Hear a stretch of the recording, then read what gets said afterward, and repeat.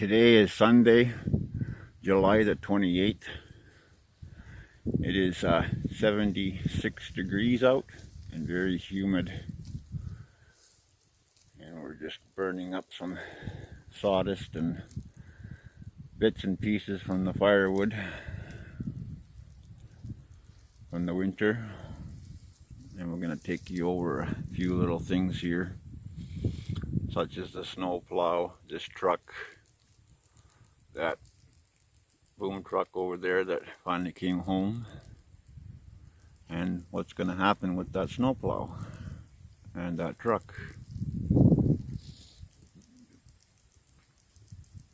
That's what today's video is going to be about. Well, let's see if I can get through this today now. Today is Tuesday, July 30th. It's about 10 o'clock in the morning, and it's just getting up to around 68 degrees. It was at 54 degrees at 8 o'clock this morning when I came out to feed everybody.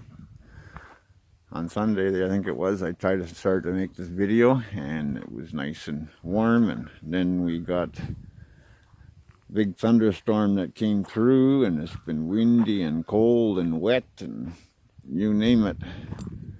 So I never got to finish what I was going to do that day when I started talking about what projects I got to do here and stuff like that. I burnt all the brush there, I think, or all the scrap wood there from the winter. And I got this, as you regulars that watch know, that this truck finally gave up its ghost. The ring gear stripped out of it, and it's not worth pulling the engine out and changing the ring gear because it's in bad shape. So I've started to unbolt the snow plow because I'm going to put it on that yellow Chevy back there. I'll show you that in a second. But I have to get the torches out and cut the welds off that hold it to the truck here, because I bolted it on, but you'll have to cut the bolts off because they're so rusted. And I welded it to the frame because on both sides, because the frame broke right where the steering box is, and it broke the steering box, saddle, and everything else. So I welded the frame up, and I welded the hook up solid to the truck. And so I got the torches out over there. And so I got to cut this off of here and put it on the other truck. And I'm hoping to record some as I do it, if I can figure out a way to hold this phone. And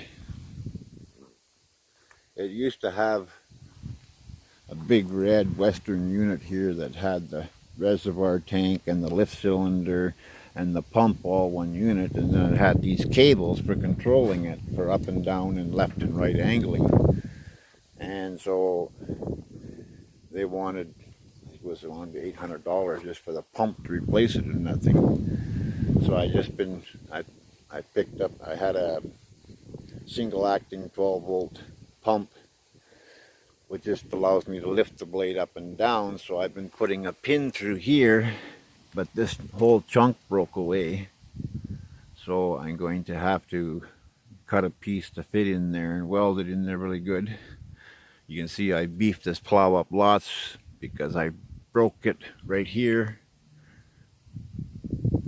and because I chain it, because the snow drifts are so heavy and deep and hard. So I got to fix that up. And as I showed in the one video, that my boom truck is home after several years sitting over at a shop, and they had to do a carburetor, put a new carburetor on it, because I couldn't figure out what was the matter with it. And I had just put the carburetor in this truck back in, I think it was 87, I think it was. No, 91. And from it backfired once the fuel pump went. It broke a bottom chunk out of the carburetor, which I couldn't see, and I didn't even think to take it off because I didn't think it was the carburetor. And then we couldn't find a carburetor for this 370 engine. It's a 370 2V, and this is the hookup on the front of it. I'm just going to do a little bit of a report on it because somebody was asking on the comments to see the truck more. So this is the attachment for putting that big highway snowplow I've showed in past videos, and I'll show it again today. And I've had this truck on the road. It hasn't been on the road in the last couple of years. I took the bench seat out and put these bucket seats in temporarily, and I had to weld in new floor panels in here because they rotted out. And I'm going to take the seats out yet one day here and put a good primer and paint coat on the floor, and then put some indoor-outdoor carpet in here. But with the divorce and all the nasty stuff that went on, I lost all ambition to finish anything. And that's a hydro boom up there.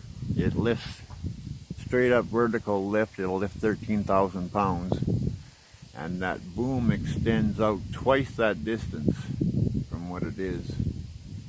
This is a 7.5 yard gravel dump box on it. You can pull the two pins on each side, one there and one at that end, and there's hinges here, and these sides will fold down. So you can, I used to load, when I had the landscaping business, I'd go to the sod farms and they would load the pallets of sod right on the truck here. And you can drive with the sides down, and they lock down position.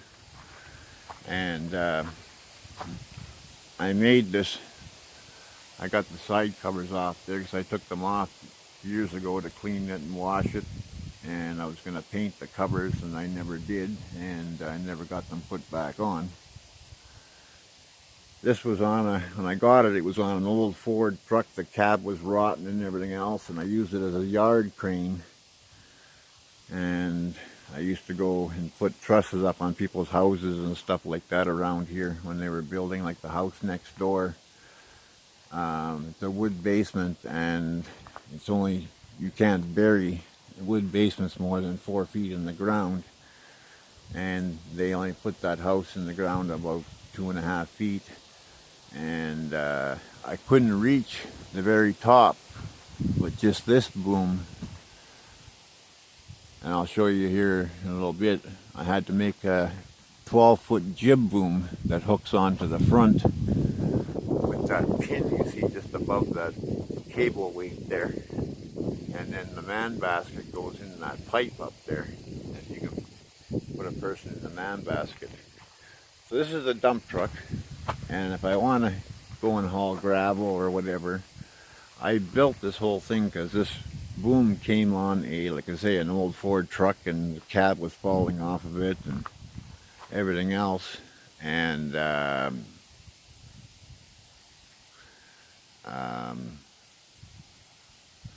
I used it until the clutch went in it. And then I made the hookup. I cut the frame out of the truck because they had welded this bracket right solid to the truck frame. So I just cut the truck frame here and here, and I made up all these plates here like this, and I made this plate up right here. And if you ever seen, you know, crawler dozers or crawler loaders, they have a hookup on there for a backhoe, and basically what this is a pin boss up here, and then this comes down and is cut, and it's like a big hook right here, just a hook. And what you do is you put the outriggers out, and you take the weight off of it, and you pull these top two pins, one on this side and one on the other side, and then you put the downriggers down more, and you lift it right out of these hooks, and then you drive away. And well, you have to, I got quick couplers on the hydraulic hoses. You can see the quick couplers down in there. A quick coupler right there, there's two of them. And then I'm off to haul gravel. So I built this all up because like I'm a welder by trade, and I built this all many years ago. And I can have this off of here in 5 minutes. It takes me about 5 minutes to take it off and about 10 minutes to put it on by myself. It's just hard to get it lined up by myself. So I can drop that off and then I can haul gravel with it. And all the controls are here for it on this side of the truck. It's got a big 15,000 pound winch, hydraulically driven winch on it. And the controls are also on that side. And the outriggers are there. And I used to haul gravel in it and topsoil for landscaping jobs and stuff when I had the landscaping business. But here in Ontario, Canada, you have to get a safety check every year for the MTO for anything over a certain weight. And I had this licensed for 15,000 kgs or 33,000 pounds. And I have a truck down there, that white one, which is an identical truck to this one, and it's got a 2-speed rear end and a heavier rear end. And my plan was always to take this rear end out and put that rear end out of that white truck in here because it's a 2-speed rear end, and it's got the proper regular clamp wheels on it instead of these bud wheels where you have to have a special wrench to hold the stud. And then you take this nut off, and then you take this stud off to get the other wheel off. And that was my plan for years, to take that axle out of that truck. That's why I bought that truck mainly. It's got the same fiberglass fenders as this truck, everything, but the frame is longer on that other truck. But I don't know if I'll ever do it now, if I'll ever put the 2-speed rear end in it now, because now I just license it with farm plates, and I can't go any more than, I think it's 50 miles from the registration address. This got broken off too because I backed that big trailer right there into it one winter when I was stuck in the yard and I was trying to get turned around, and it was 3 feet of snow in the yard here, and I was trying to get turned around, and I caught that step and tore it off. I just got to weld it back together. So, yeah, it extends out, it telescopics out, and it's got a dead man valve on it, so that what the valve does is, if you got a guy up in the man basket and say you blow a hose, so you blow a hose on this main lift cylinder, it's got that valve right there, which is called the dead man valve, and you can take the hoses right off with the boom up in the air, and it will not come down because it needs pressure to open that valve to let the oil go back. So it's a safety feature. You can see I got all kinds of junk in the back here. I got to put new sideboards on because they broke. The loader operator at the pit hit them. And I'll do a video of this truck in use because I got to push some fence posts in the ground to make a pig shelter, and I got some heavy stuff I got to move where I can't get that forklift into, or it'll get stuck.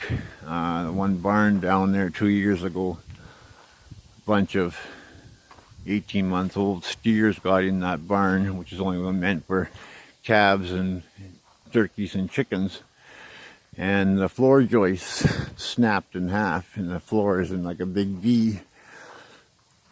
So I have to lift the building up. I've tried digging around it and getting a jack under it, but the clay is so hard that you can't even dig. So I'm going to just make up some hooks that'll go underneath. I can drive underneath the floor joists and hook onto it. Because one side of the barn is sitting on the ground, and the other back end is in one corner. It's off the ground about a foot, and the other corner is off the ground about 2 feet. Yeah, so that's the truck, and I'll do some videos of it being used. The boom, because like I say, I also have to lift the back end of that shipping container up because the blocks have sunk in the ground and it's pointed downhill. So that's my project on that. I put electric wire across here now to keep the cattle from coming up into the yard here. Now that they've eaten all the grass up here around the trailer. It was like 3 feet tall, all in here. And then they started destroying stuff and licking the living room window and stuff like that. So that's the highway plow that goes on the front of that truck that I use for plowing the main part of the driveway. You know, I can get some speed up. This is the truck I'm putting the plow on. I got to take the bumper off the front of it. And being as a Chevy, the frame is a little different. It's also, I think, a little narrower than the Ford. It's either a little narrower or a little wider, I can't remember. And it's a 4-wheel drive.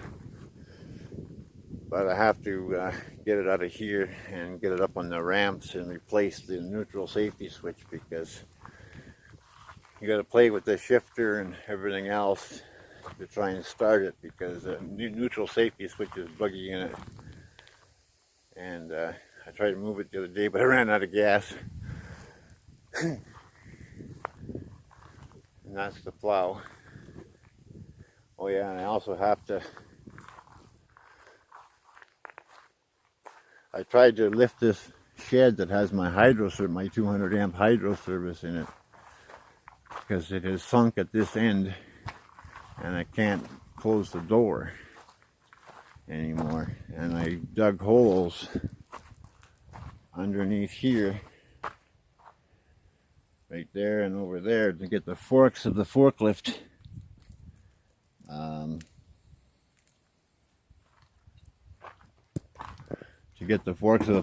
and to lift it. And as I was pushing the forks into it, it snagged a little bit, and the wheels of the forklift just made maybe a quarter turn, and it just dug a hole and got stuck right here. And I had to yank it out with my truck. And it takes some doing, because that forklift is so heavy. It takes many yanks on it. And I got to lift that building up with the boom truck too. And there's that tower over there that I want to stand up by the building here. I started doing it years ago, but I was by myself and I had it standing up there, and then the hook came off way up and it crashed over, and it broke some welds on the plates on it there that hold it together, and I had to fix it up, and I've never gotten back to it because of the disaster with the marriage breakup and stuff. So I got to stand that up, and that oil tank over there, that red thing, I got to cut that lengthwise to make a pig scalding tank. Because what makes a good pig scalding tank is one of these old oil tanks. You take and you cut it lengthwise this way, the halfway point, lengthwise, and then you have the 4 legs on it, and you build a fire under it, and you heat the water up, or a Tiger torch you can use, but that uses quite a bit of propane.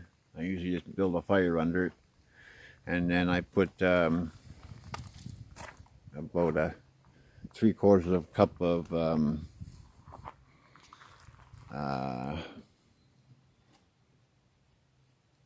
lye in the water, and it makes it really slippery, the pig, and the hair comes off so much easier. A little bit of lye in the water, and that's what we used to put in the water when I worked at the kill floor in my 20s. We put lye in the scalding tank water.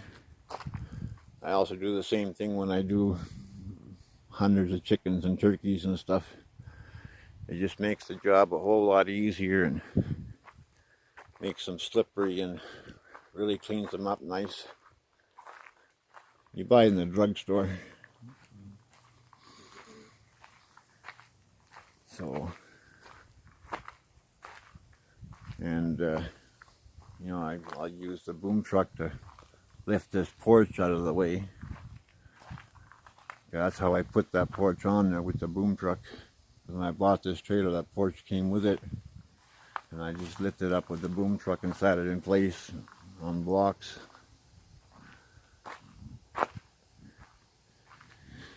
So that's my projects here. It was cold here this morning, I tell you, and you know, that's what happens end of July, and then August, you know, it's nights are cold, mornings are cold all the time, and lucky if we get above 70 degrees in August.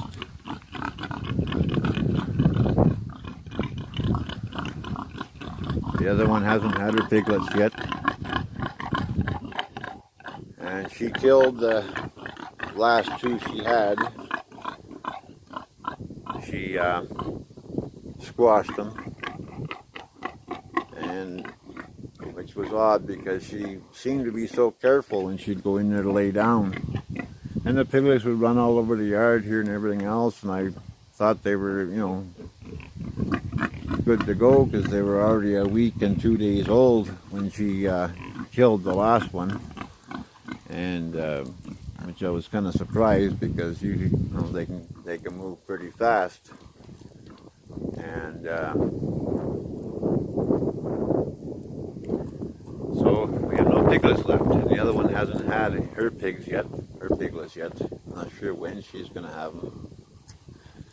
And I'm a little bit upset this morning because the abattoir sent me an email at 7:30 last night that they had a cancellation, and I could get 2 of my steers to get butchered, to get them slaughtered.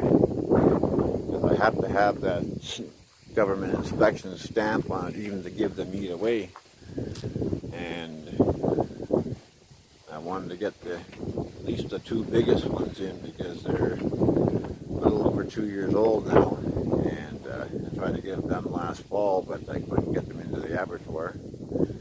And anyway, I got an email at 7 o'clock last night saying that if I can get them to the abattoir by 10 o'clock today, that I could get mine done. Well, I called the lady who I borrow the livestock trailer from to use her trailer, and she's using her trailer as fencing because her 2 go in to get killed next Tuesday. And she's redoing her fencing in her yard, and she sent her 2 young calves out on somebody else's property to graze for the summer because she's got no pasture, and she's using the trailer as a fence to keep them in. And she told me already last week that I could use it anytime after the long weekend. Well, I don't know. I don't keep track of when the long weekend was, and I thought this past weekend was a long weekend, but unfortunately it's next weekend. And so I couldn't get her trailer, and I was going to weld up a metal box to go on that trailer down there because I got tons of 1/8 press sheets over there on that trailer over there that are from the OSB mill when we used to have a chipboard mill here for making chipboard, and I used to buy them for $20 a sheet. They're like 4'6" wide, and they're like 16 16 feet 6 inches long, and they're like a T1 steel, like hard as nails. And I was going to weld up just a frame, angle iron frame, and I used a forklift or the boom truck to set it up on there when I need it, and just put 4 pins in and away I go. But being I had her trailer to use, I wasn't too worried about it. But because of my lack of not feeling good and no ambition to do anything, I didn't do it. And I have so many things to do before the winter comes. I have to try and patch up some holes under the house where you can basically get in from under the house trailer into the house trailer. That's how bad the floors have fallen away. And the outside door, you can't even open more than about 18 inches open, because the floor joists are made out of 2x2s, and like made into like a truss, where they have, you know, top 2x2 and a bottom 2x2, and then they have diagonally 2x2s in between. Well, they have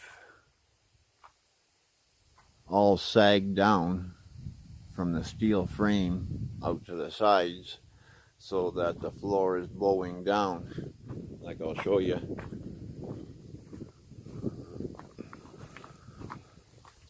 Because I'm not going to build, I can't get no funds to build a little cabin before the winter comes. I don't know if you can see it here, but that's the outside down below there, the doorway here. The floor is broken right through. And this is the floor joist, and this is the floor, and I can put my hand right underneath there. And that's just a 2x2 with some plywood on the ends of it here, for about 1.5 feet underneath. Just 2x2s. And you can see it's all collapsed down, and that's the ground down there. So the door is hitting the floor there, because this whole part here is sunk down. It's bowing, and it's been bowing a little bit every year. And these kind of holes are all throughout the house, and I've nailed taped plastic down over top of them, and every year more holes break through and fall apart. And the walls are, you can see daylight through the walls from where the ice pushed the walls all out and busted up all the sill plates, because they're only built out of 1x3 or 2x3 studs. And I like the whole bathroom floor is all gone. I just got pieces of plywood so I can walk, scrap pieces of plywood laid on the ground in plastic so I can walk in the bathroom at least. And you can feel the wind coming through there like crazy. And this wall here, ouch, like the skirting's all been, the ice pushed all the skirting away, and I can't budge it because it's in the ground a good foot. But this wall here is all pushed out away from the floor, and you can see daylight right through it, and I taped plastic to it a few winters ago, and I've had to fix it every year because the tape lets go.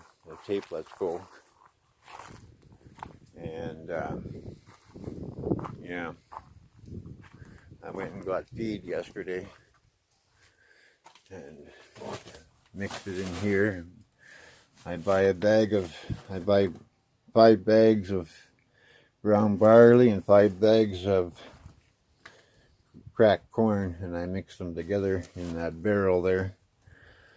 And then I buy for $2 a bag, I buy screenings from when they clean out their hoppers as they're bagging from one feed to the next. So you get feed that's got a lot of shells, husks, and other grains and everything mixed into it from when they changed over from, say, doing laying mash over to doing hog grower or whatever. And so It's every time I get it, it's like it's $2 a bag for a 50-pound bag, and it's just called cleanings. And when they clean the hoppers, when they run the augers to run a batch of feed to bag up a bunch of bags. I was going to get a 1-ton tote of grain this time, but I've been waiting for the vet to come out to do my yearly health checkup on my animals, because without a yearly health checkup you can't buy livestock medication anymore. We used to be able to buy it from the feed store and stuff, and now they passed a new law. You can't buy any of it from the feed stores anymore. You have to get it from the vet. You can't even get electrolytes from the feed store anymore. And then to get any medication from the vet, you know, for pneumonia or anything like that, or, you know, scours, any kind of sickness,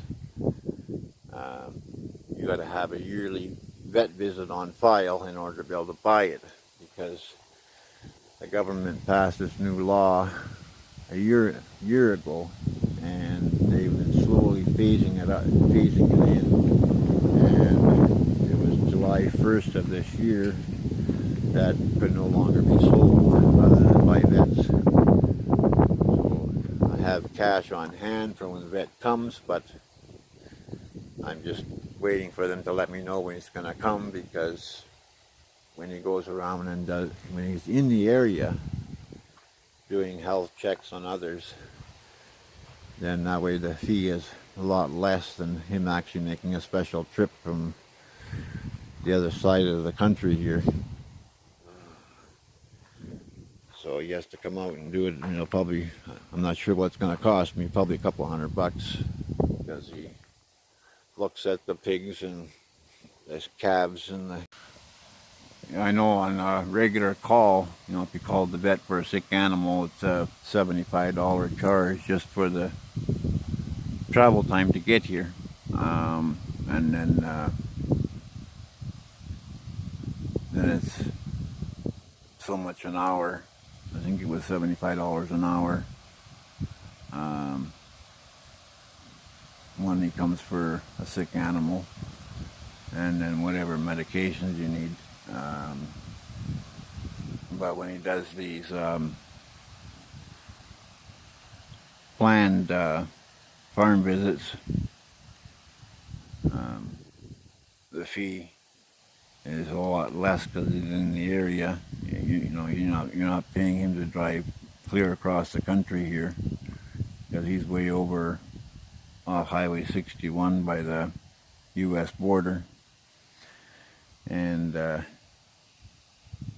think the last time when he came, it was like $25 an animal to check them. And Bessie, she'll be leaving here to go to another farm to get bred by Black Angus, and I want her here when the vet comes to get her health check, because she's going to be a first-time freshener next spring. And so I'm just waiting on him when I get an email saying when he's going to be in the area. So I can't get the 1-ton tote until I know what the vet bill's going to be for that visit, because he has to look over the boar and the two sows and Bessie and whatever other steers and I have left here, and that one heifer there that she's going to get butchered too,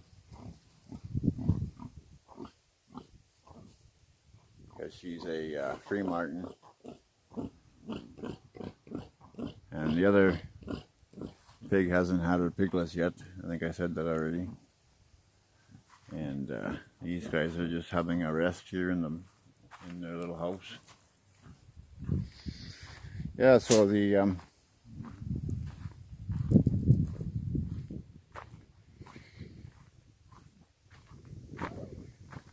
man basket I built it, and it's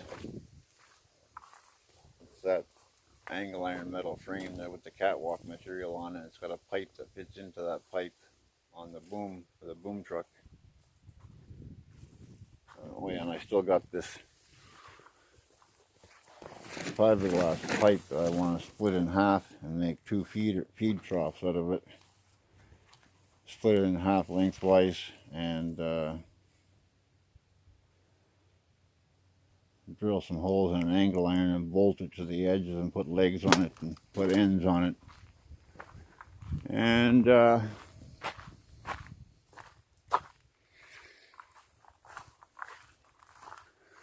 jib boom I made, I almost forgot about that when I was back here.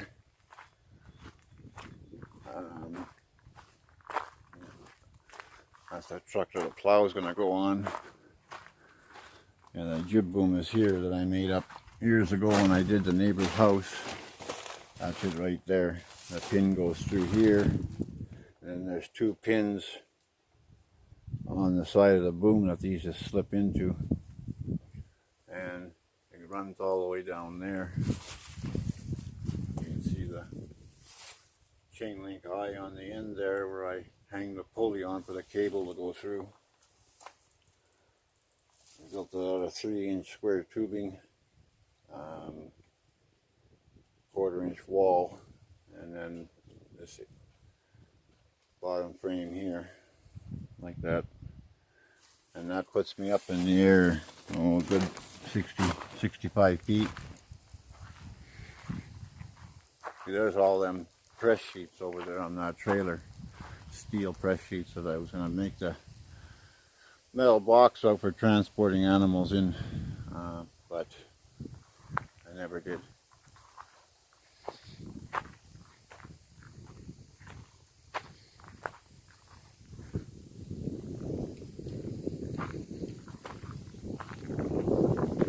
I'm just wondering where everybody went here. I just seen them all a little while ago.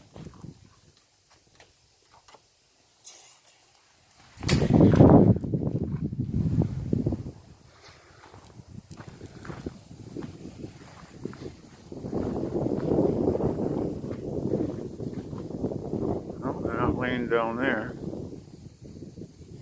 They came up in the yard here a few minutes ago, but I don't know where they went. I thought they were coming for their grain, but they disappeared. Oh!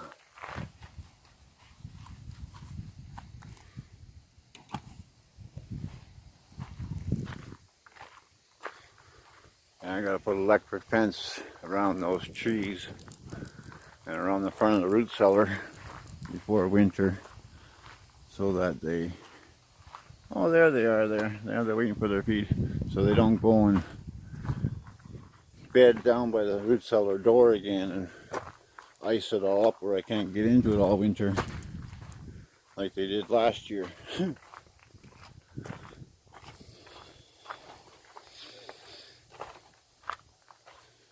Yeah, so they did come up for their grain, because they came up in the yard here. Well, I had the camera off then when I had switched over to the SD card. And I got the pail of grain here for them here.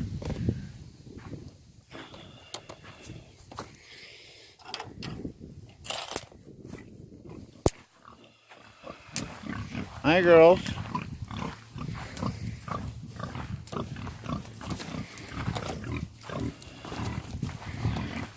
Well, you guys pushed that tub all the way down the hill. Eh? You guys were supposed to go to slaughter this morning. Yeah, you guys were supposed to go to slaughter this morning.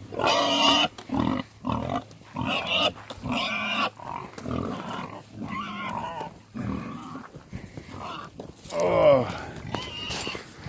Hey, watch out. Hey, watch out.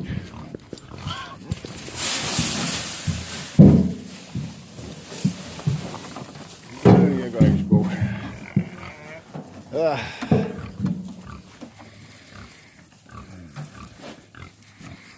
Oh.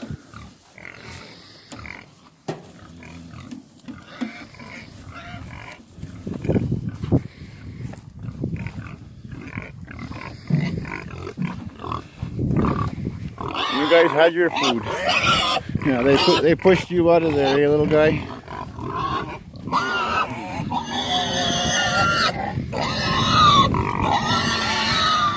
You think I didn't feed them this morning?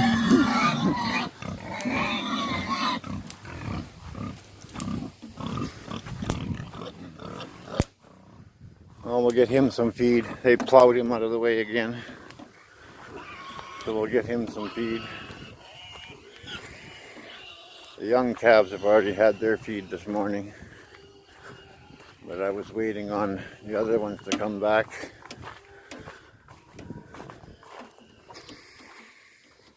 I was waiting on the other ones to come back. Yeah.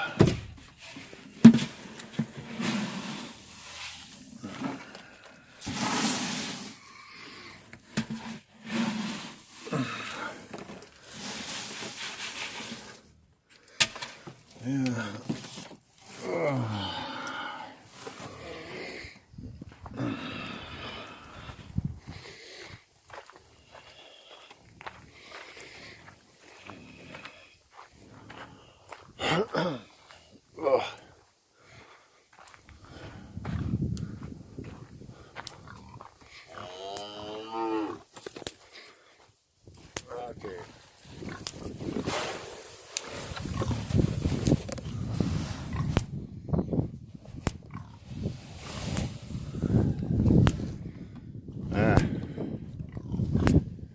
Yeah, some days they'll let him eat out of that tub, and other days, no way. They headbutt him right out of there.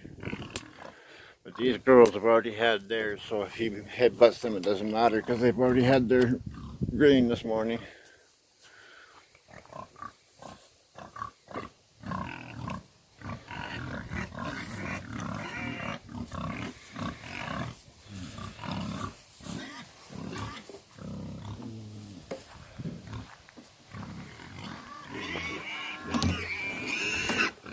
Well, that's just a little update here. Oh, I guess the other girls are gonna have a little bit more. He's not gonna bother them. Get your foot out of the feed over there. Yeah.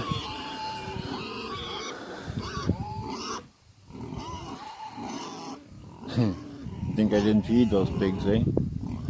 They had their grain this morning.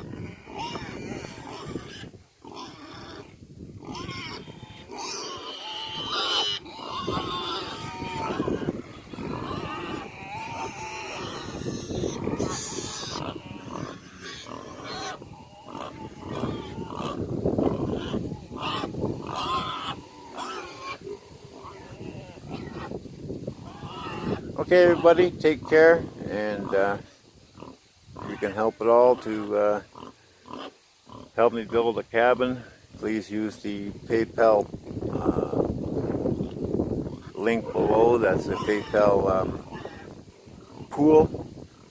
And then if you want to help to feed these guys, to help feed people in need, just use the straight PayPal donation link. Or you can send a check or money order to the address at the beginning of every video.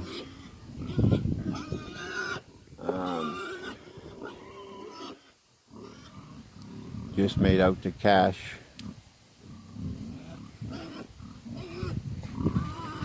Okay, take care. Please share these videos, and from there, take care. These are the cover plates that go on the side of that boom pedestal. Where I showed you I had taken them off some years ago to clean out all the crud and dirt and stuff in there. And then I was going to paint these, but I never did. So every time when I do some burning, the cattle right away come up and they hang around the fire because the flies are not so bad around the fire. They were down the backside there laying down, and I guess as soon as they smelt the smoke, they come up here right away. And the fire was bigger until I shoveled the wet sawdust and stuff up into a pile to finish burning everything. And now it's just like a smudge and heating up. And they're just hanging around grazing right here beside it. And you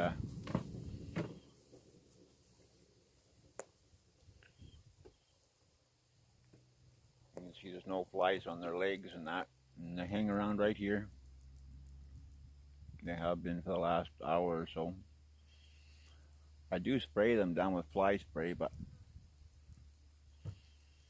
that heifer, you can't get close to her to spray her. And